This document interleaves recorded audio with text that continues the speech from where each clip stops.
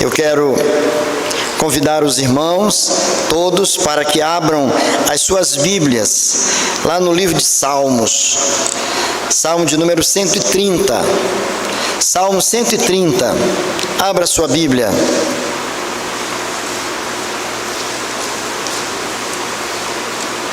São apenas 8 versos. Salmo 130 são apenas 8 versos.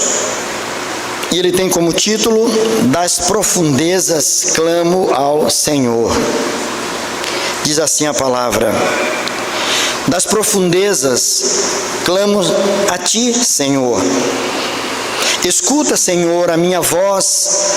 Estejam alertas os teus ouvidos às minhas súplicas. Se observares, Senhor, iniquidades, quem, Senhor, subsistirá? Contigo, porém, está o perdão, para que te temam. Aguardo o Senhor, a minha alma o aguarda. Eu espero na sua palavra. A minha alma anseia pelo Senhor, mais do que os guardas pelo romper da manhã. Mais do que os guardas pelo romper da manhã.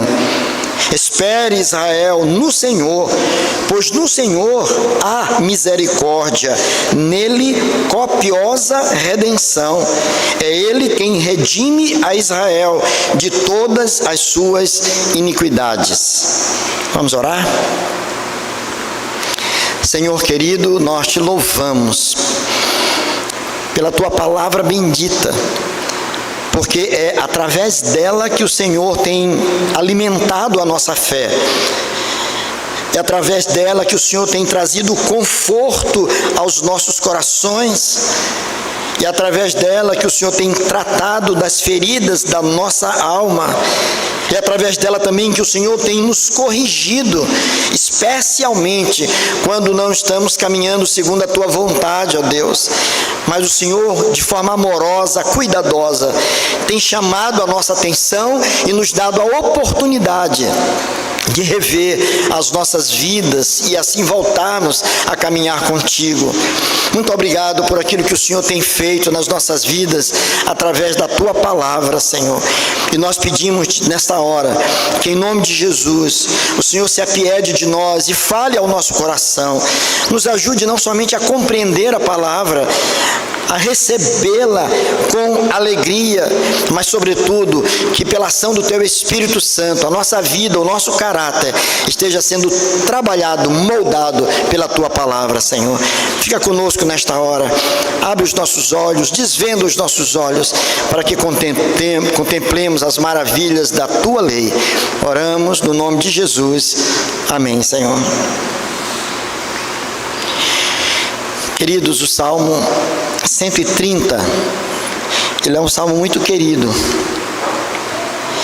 Ele o foi de muitos personagens na história da igreja e da humanidade, personagens conhecidos, como Agostinho de Hipona, no século IV e V, como Lutero, Calvino. Muitos dos reformadores tinham um apreço muito especial pelas Escrituras, como os irmãos sabem. Homens que se afadigavam na compreensão das Escrituras e tinham, no Salmo 130, por ele uma predileção muito grande, um carinho muito grande. Na verdade, esse é um salmo que fala muito aos nossos corações.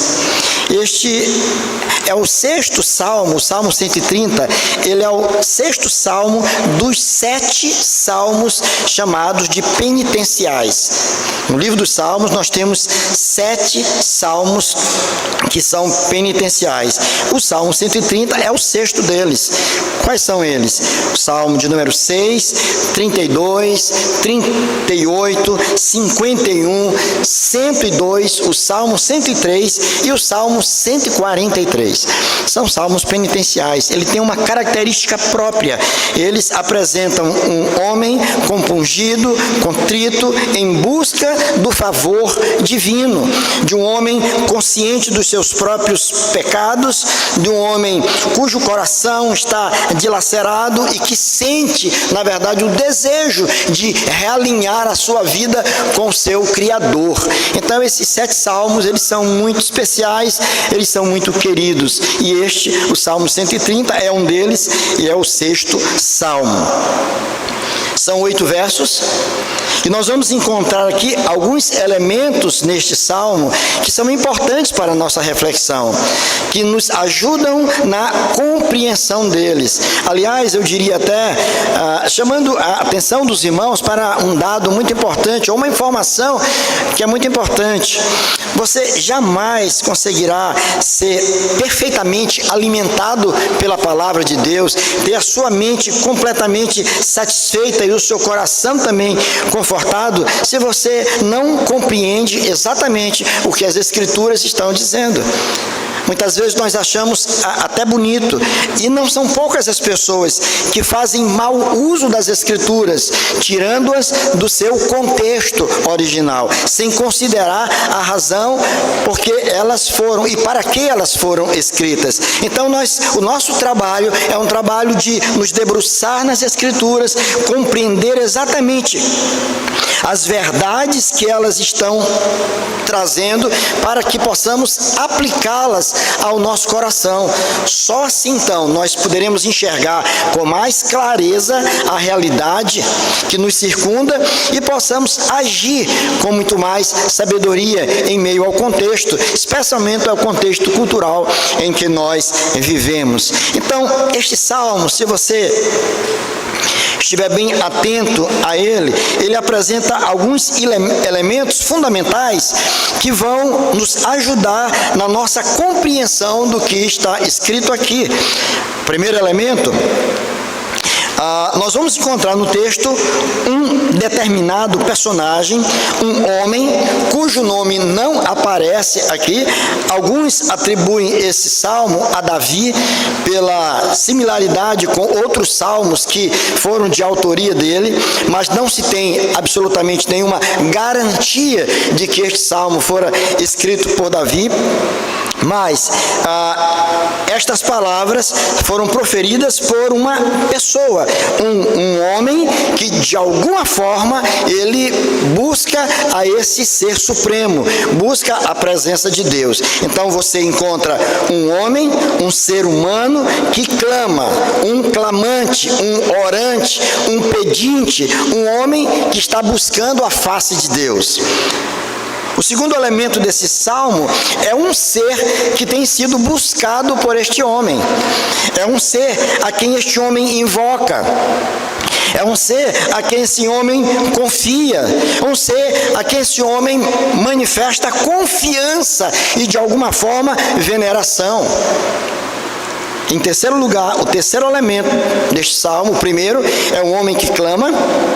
O segundo é um Senhor, um ser supremo, um Deus que é buscado por este homem. E em terceiro lugar, uma situação concreta aflitiva. Um problema. Era um homem que enfrentava circunstâncias adversas, um determinado problema que o próprio texto não deixa claro para nós. Alguma coisa que estava machucando, alguma coisa que estava ferindo, alguma coisa que estava oprimindo aquele homem. E a única alternativa que lhe resta agora é elevar os seus olhos aos céus e buscar socorro nesse ser supremo, a quem ele chama aqui de Senhor, a quem ele chama de Senhor, isto é, uma autoridade, alguém a quem ele atribui poder para ajudá-lo naquele momento tão crítico. Quando você olha esses 3 elementos, e você pensa então na nossa própria vida, enquanto também pessoas que foram alcançadas pela graça de Deus, e a exemplo deste homem que escreve este salmo, você vai ver que você também é alguém que crê em Deus, que tem ao Senhor como um ser absoluto, que tem poder para interferir e agir nas nossas vidas, mas a despeito de tudo isso, a despeito de você se ver como uma pessoa temente a Deus, protegida protegida e guardada por Ele, mas ainda assim, você é um ser humano como outro qualquer. Você está sujeito a problemas, você está sujeito a situações críticas, a assaltos, a viroses, a problemas, a ser maltratado, a enfrentar lutas no seu ambiente de trabalho, na intimidade do seu lar, em meio à comunidade onde você vive, enfim, todos nós somos passíveis, estamos sujeitos ao enfrentamento, a passar por dificuldades que nos oprimem, que nos machucam, que nos inibem, que nos escravizam, que nos maltratam, todos nós. Se você parar um pouquinho para pensar, quem sabe aqui no nosso meio não tenham pessoas que estejam vivendo dilemas grandiosos neste momento. Quem sabe não entrou alguém aqui, passou por aquela porta, mas alguém que está gritando, alguém cuja alma já não está mais suportando o peso sobre os seus ombros, pensamentos terríveis que têm passado pela sua mente, sentimentos também inoportunos que têm habitado o seu coração. Aquele salmista estava assim, e nós vamos ver que ele começa o salmo pedindo socorro. Depois na sequência, ele admite pecado. Ele admite pecado e até entende que se Deus for tratar todos os homens mediante os pecados que cometem, ninguém resistiria. Que todos igualmente, inclusive, ele se inclui nesse rol dos seres que podem ser duramente penalizados pelos seus próprios pecados. Mas depois ele demonstra uma confiança e uma esperança muito grande em Deus. E já no final do Salmo, nos versos 7 e 8, você vai ver agora ele não mais se dirigindo a Deus, porque até nos 6 versos ele está num diálogo com Deus, ele está clamando a Deus. Nos 2 últimos versos, ele então agora se dirige ao seu povo, aos seus irmãos, ao povo de Israel, à família da fé, e ele orienta, e ele admoesta aquele povo a esperar no Senhor, mesmo em meio ao seu sofrimento, mesmo em meio ao drama em que ele está vivendo, por conta daquilo que ele sabe que Deus é. Agora ele chama os seus irmãos dizendo: espera, Israel, no Senhor, espera no Senhor, pois no Senhor há misericórdia, nele copiosa redenção. Essa era a condição daquele homem.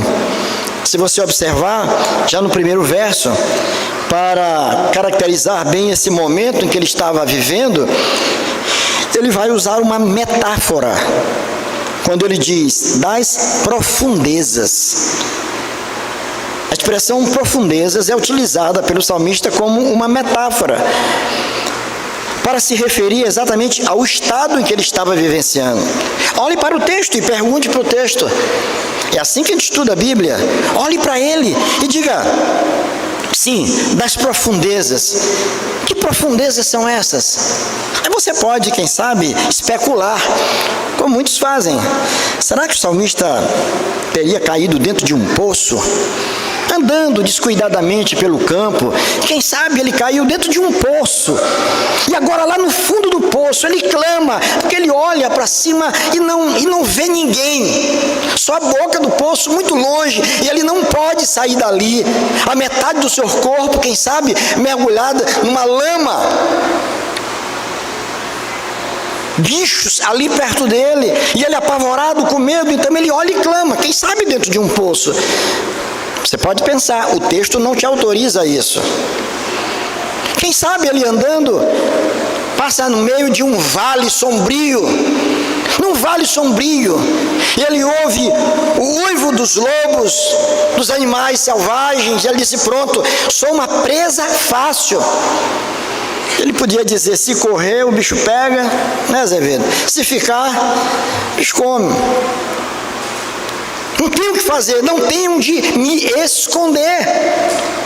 Então ele usa a expressão profundeza, para mostrar a situação em que ele se encontra, num lugar tão baixo,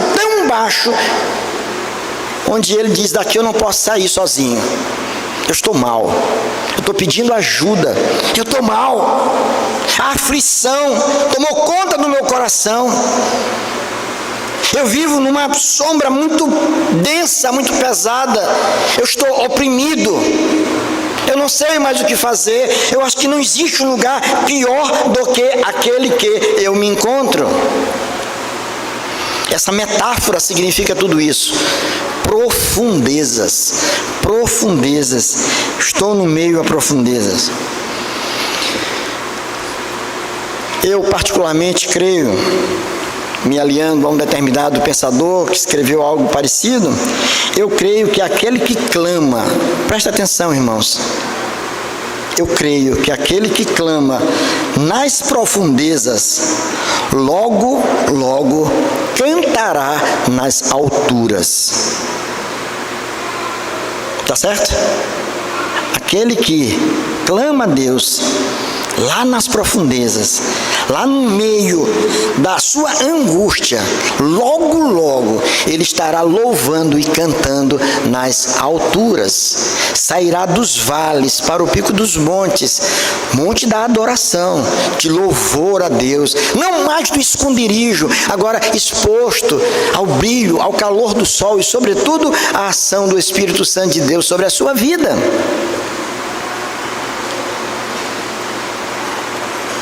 Daí nós afirmarmos, irmãos, que não há lugar tão profundo, tão baixo, mas tão baixo, que a mão do Senhor não possa nos encontrar e nos buscar. Não existe lugar tão sombrio, tão escuro, que a luz do Evangelho não possa chegar lá dissipando todas as trevas. Não existe situação mais aflitiva, não existe problema tão sério ao ponto de o Senhor não poder solucioná-lo. Por isso o salmista, ele inicia o salmo se apresentando desta forma, como alguém que está sofrendo, como alguém que está no meio de problemas terríveis, aqui ele chama de profundezas. Mas é interessante que é exatamente ali, naquele local da sua dor maior, que ele clama ao Senhor. O salmista disse, no Salmo 119, foi-me bom ter eu passado pela aflição. Sabe para quê? Para que eu aprendesse os teus decretos. Salmo 119. Foi-me bom ter eu passado pela aflição, para que eu aprendesse os teus decretos. Porque muitas vezes, irmãos, as situações aflitivas da vida nada mais são do que agentes pedagogos enviados da parte de Deus para nos colocar mais perto dele. Deus, como um pai que é, ele quer ter os seus filhos perto dele. Estaremos falando hoje à noite sobre isso. A vontade de Deus é que seus filhos não se afastem dele jamais, que estejam próximos dele, como todo pai, toda mãe quer ter os seus filhos sempre pertinho. Não interessa a idade, se é bebê, se é adolescente, se é jovem, se é casado, se já é pai, se é avô, mas ele quer ter a sua família bem pertinho dele, ele quer olhar e ver os seus filhos perto dele. A sensação que se tem é que eles estão sempre bem quando estão perto da gente. Mesmo que você não tenha muitos recursos para oferecer aos seus queridos, aos seus filhos, mas pelo fato de estar perto de você, a sensação que você tem é de que eles estão bem, de que ali eles estão mais protegidos, estão mais amados, estão mais guardados. É a sensação que a gente tem. Deus muito mais ainda, ele quer ter os seus filhos sempre muito, muito perto. E sabe de uma coisa? Deus, ele nos ama com um amor eterno. E mesmo em meio a essas situações que ele permite que nós passemos, ele faz isso muitas vezes para nos trazer para perto dele. Vocês conhecem aquela expressão? Que eu não sei ao certo se ela está certa, fazendo uma análise teológica dela, que diz assim, com relação àqueles que estão afastados de Cristo, da igreja. Ele disse, alguns não vêm pelo amor, mas vêm pela... Vocês sabem o resto? pela dor. Não é assim? É essa, Mira? Estou certo então, né? Tem muita gente que não vem pelo amor. Quando tudo está bem, quando alguém o convida, de forma tranquila e serena, vamos ao culto, ele vem e ali ele permanece. Mas muitos só procuram a Deus na hora da dor maior, da angústia, do desespero, na hora que está nas profundezas. Aí ele clama aos céus, aí ele busca socorro, aí ele busca ajuda, somente na hora da crise maior. Há pessoas assim, que esperam chegar a esse momento terrível, para que possa voltar, para desfrutar de uma comunhão com esse Deus maravilhoso. Deus usa porque Ele é soberano. Deus permite que muitas vezes experimentemos ou passemos pelas profundezas da vida, na nossa caminhada, para demonstrar o seu amor, para nos trazer para perto dEle, para restaurar a nossa vida e nunca para nos destruir. Nada disso, mas para refazer a nossa caminhada.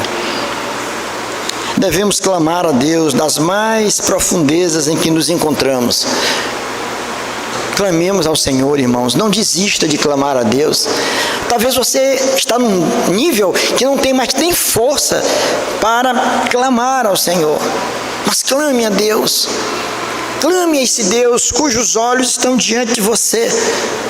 O clamor não é uma mera oração, mas é um grito da alma, um grito da alma.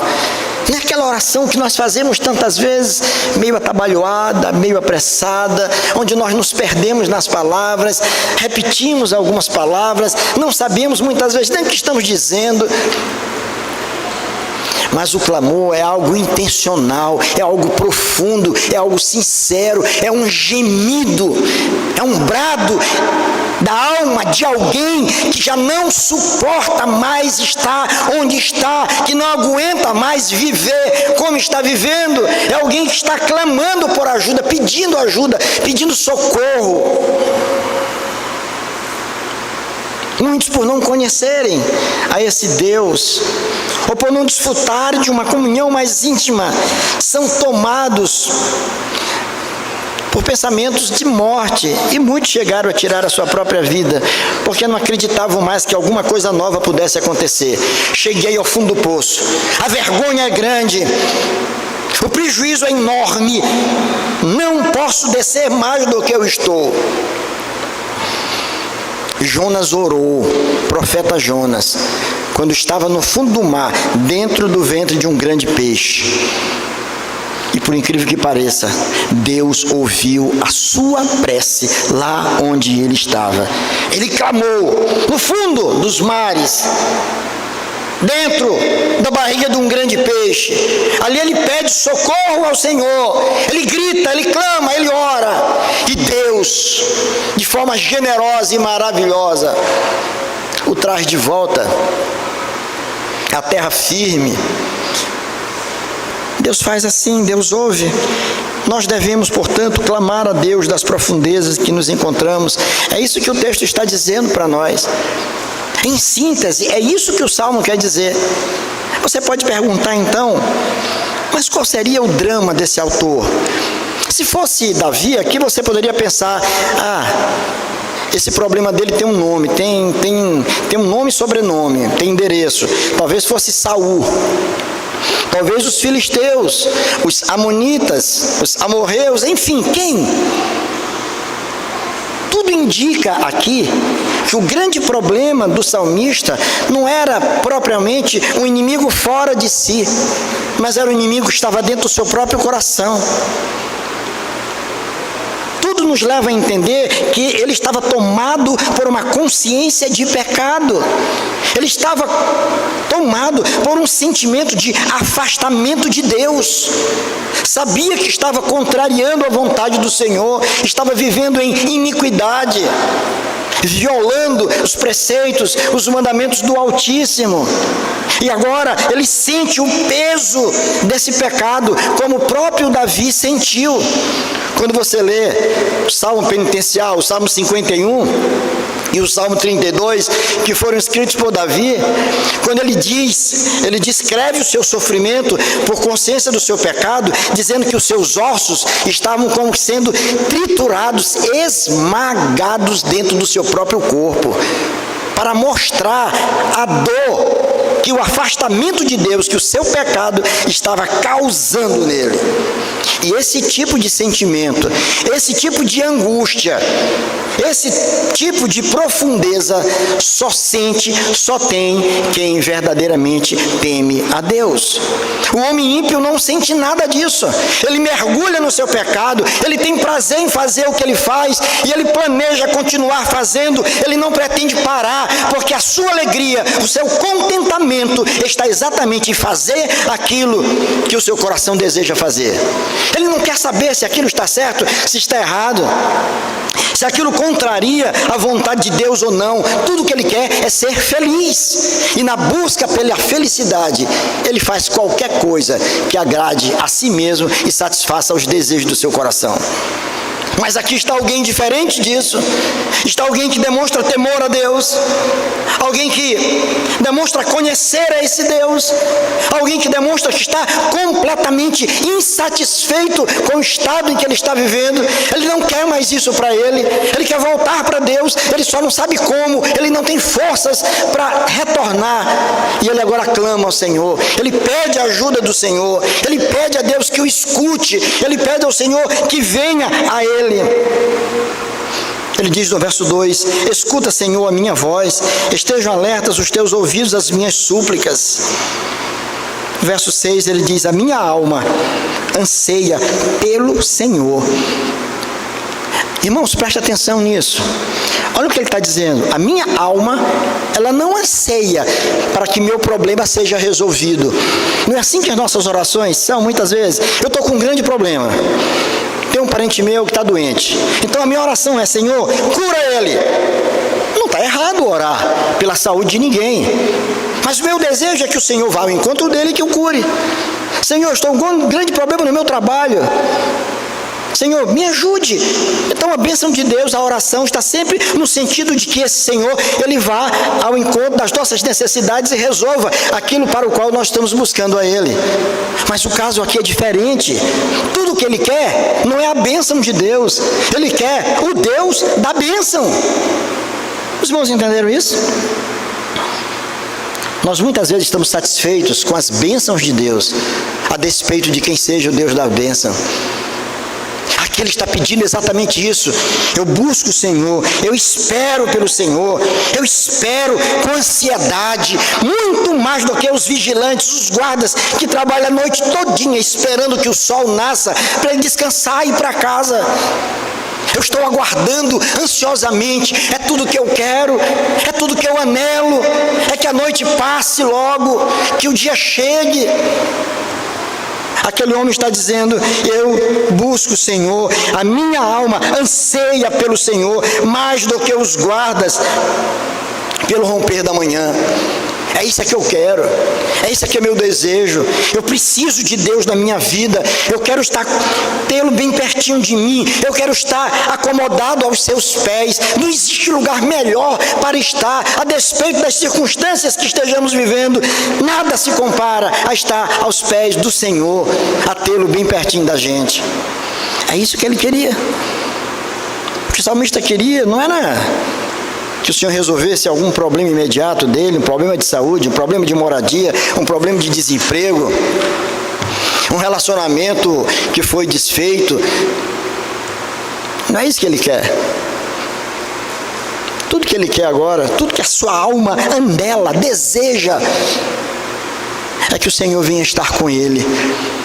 Eu quero que o Senhor esteja comigo. É isso que eu quero. É como aquela esposa que aguarda o seu marido depois de uma longa viagem de trabalho.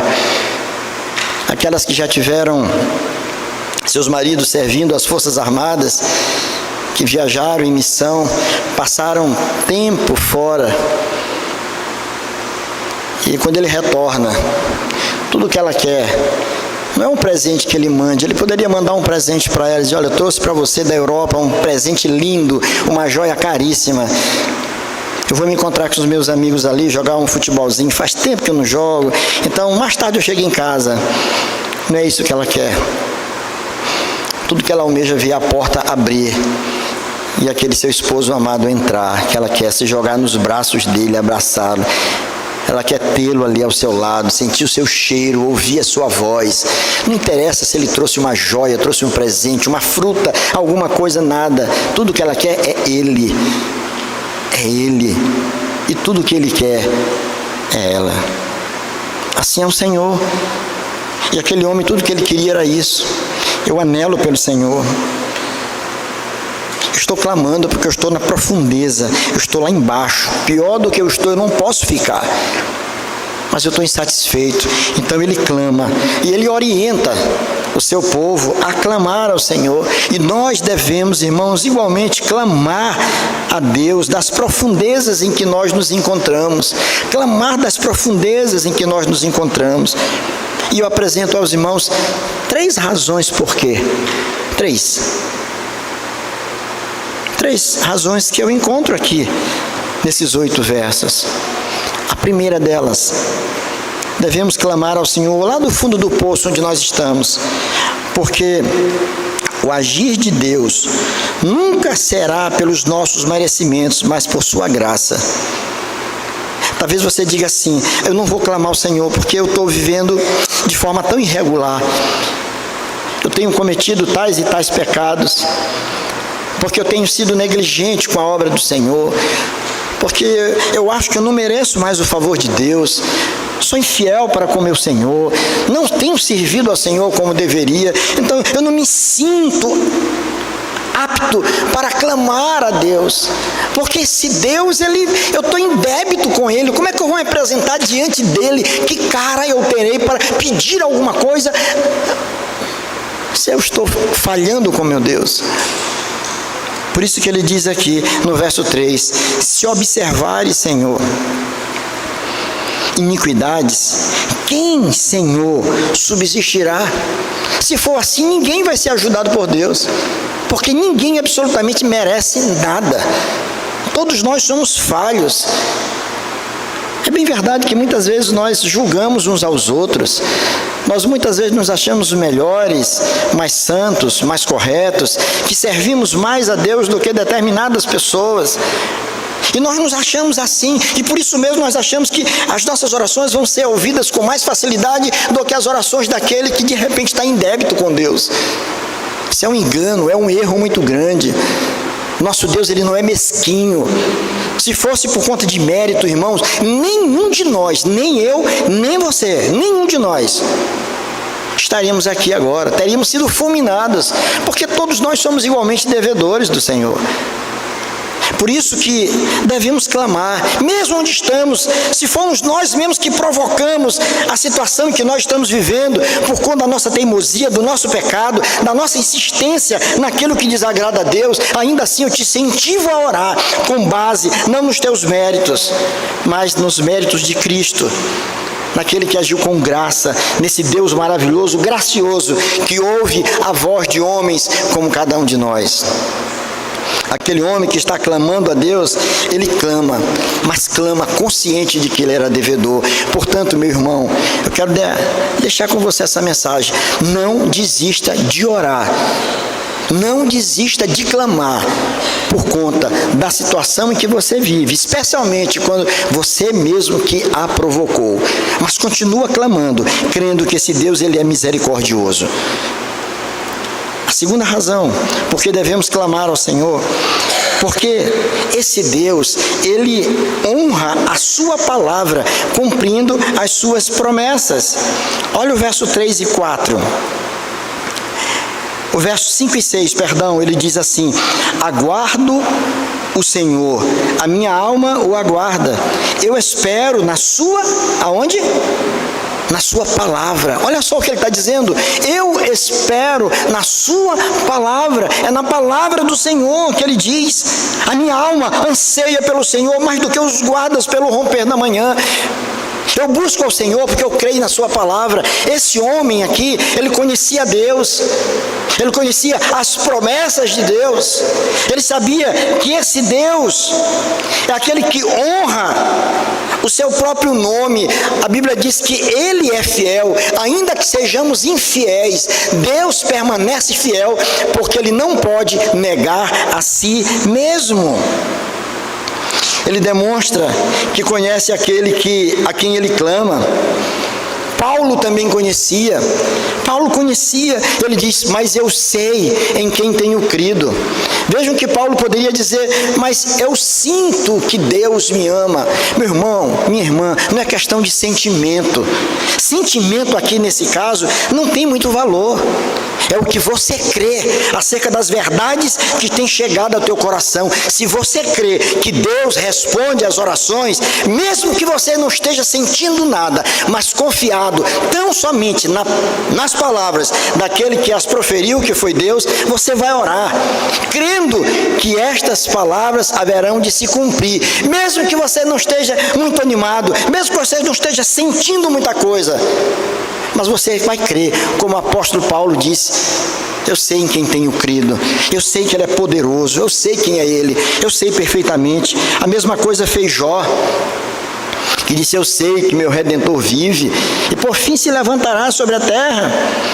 Você vai ser também como Davi, que no Salmo 23, ele diz, olha, ainda que eu ande pelo vale da sombra da morte, não temerei mal nenhum. Por quê?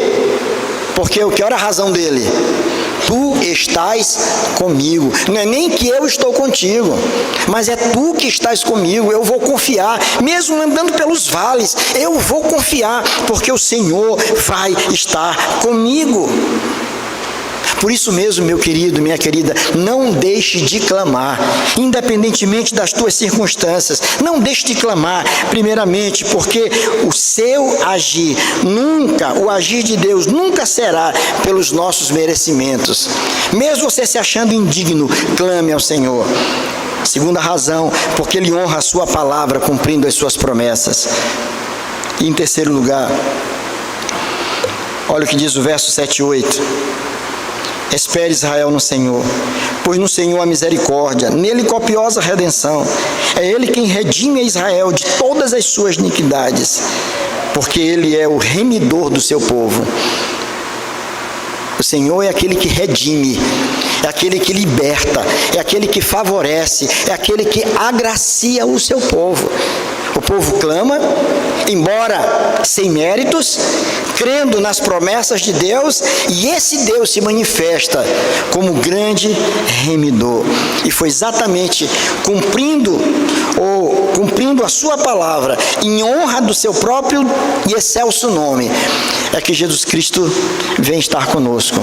Habitou entre nós, o nosso remidor, o nosso redentor, o nosso resgatador, aquele que veio para estar conosco, porque nós não queríamos estar com Ele.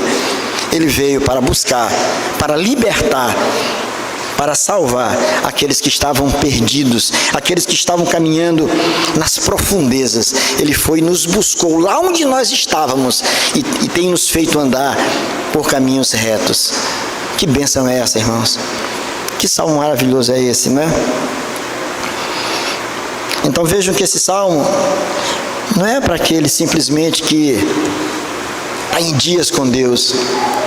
Não é simplesmente para aquele que é uma grande bênção nas mãos de Deus. Não é simplesmente para aqueles que andam em santidade, como todo crente deve andar. Mas esse salmo é para aqueles que estão andando nas profundezas também. É para aqueles que têm consciência de que têm falhado. É para aqueles que têm consciência de que precisam mudar a sua vida. É para aqueles que estão longe dos caminhos do Senhor. É para aqueles que não têm tido mais, não se deleitam mais na palavra do Senhor. É para aqueles que já não veem muita importância no se congregar. Esse salmo é para você também, meu irmão. Leia com carinho. Receba-o com muito amor. Guarde no seu coração. E lá na situação que você se encontra, clame a esse Deus. Clame. E esse Deus que te ama com amor eterno, Ele vai te buscar lá onde você estiver. Portanto, eu volto àquela frase no início. Eu creio que aquele que clama nas profundezas, que está logo, logo, ele estará nas alturas, louvando e engrandecendo o nome do Senhor. Que Deus nos abençoe. Amém.